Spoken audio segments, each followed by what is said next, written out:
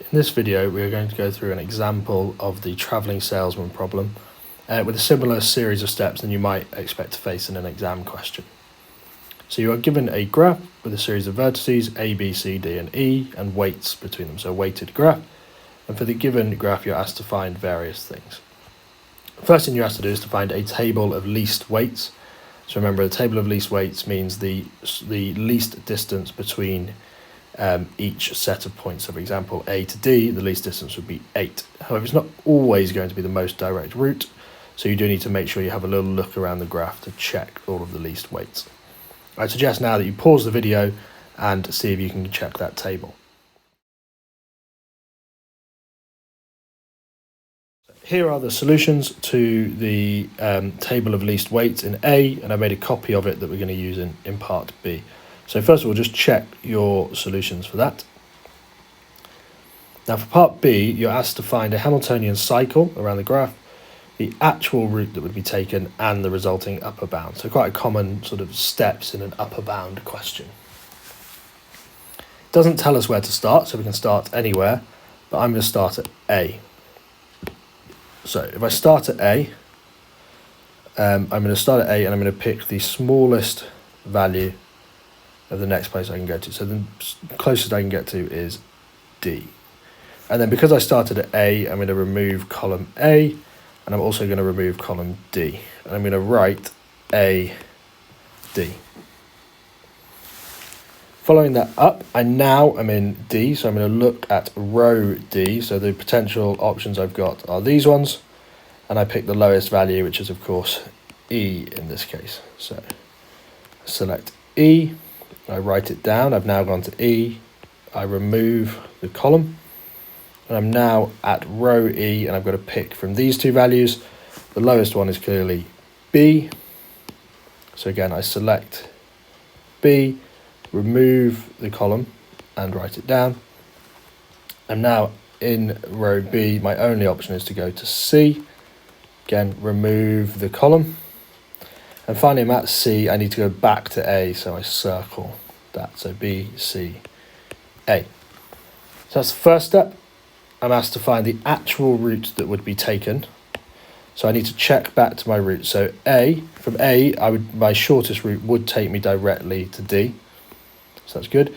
D to E, again, the most direct route is going to be directly D to E. E to B, well actually my best route from E to B is going to go back to D and then to B. So here I would write E, D, B. B to C is a direct route.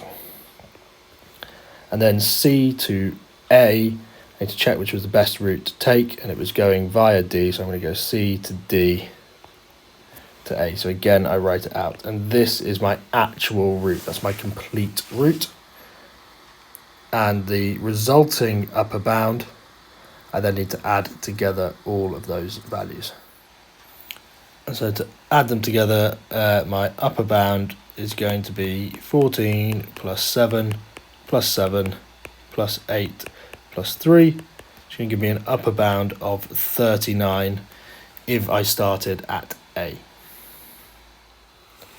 Once the upper bound has been found, then we can have a go at finding the lower bound by deleting vertex A. So it explicitly states which vertex we need to delete here.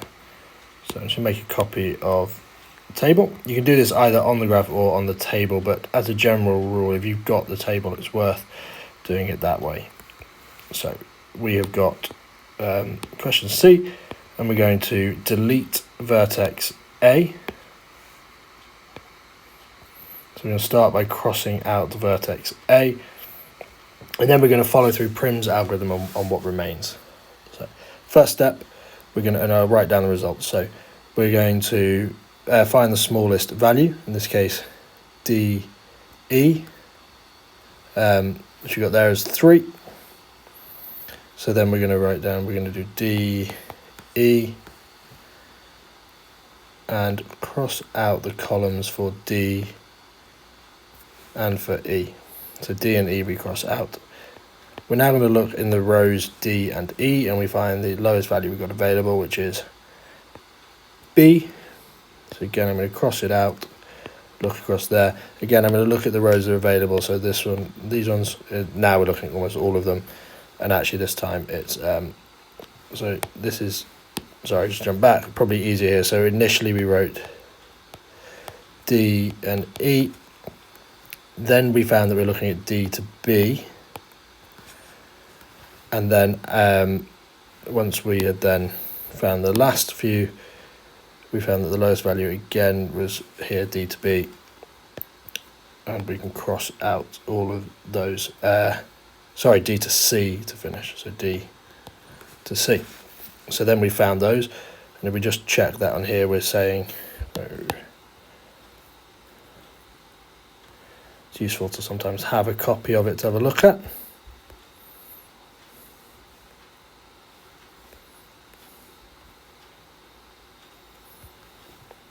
So checking what I've done there, we said D to B, D to C, and D to E.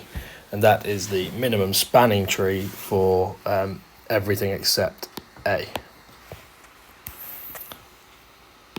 So then we need to add on A, we need to join up, and so doing it via the table, we look across A and we pick the two lowest values, B and D. And if I'm just going to represent those on the diagram in a different colour, be A to B and A to D. And we add all of those together, it's going to give us a lower bound of 9 plus 8 plus 6 plus 4 plus 3, which is 30. It doesn't ask you to do this in the question, but often a follow-up question is to find out what happens if you remove a different vertex. In fact, there's an option here which can show us a few interesting things about these types of problems. So I'm going to start by removing vertex D. I'm going to do it entirely using the table to begin with. So if I remove vertex D, then I should cross out the row and column D, and then proceed to attempt to apply Prim's algorithm in the remaining area, the remaining values.